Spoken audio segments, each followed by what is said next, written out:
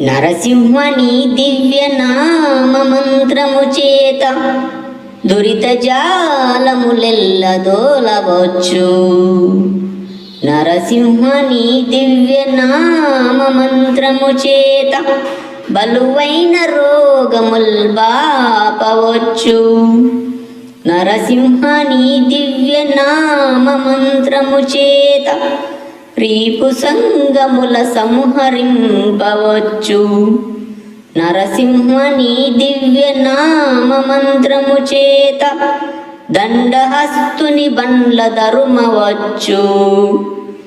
బలిరనేని మహామంత్రము బలము చేత దివ్య వైకుంఠ పదవి సాధింపవచ్చు.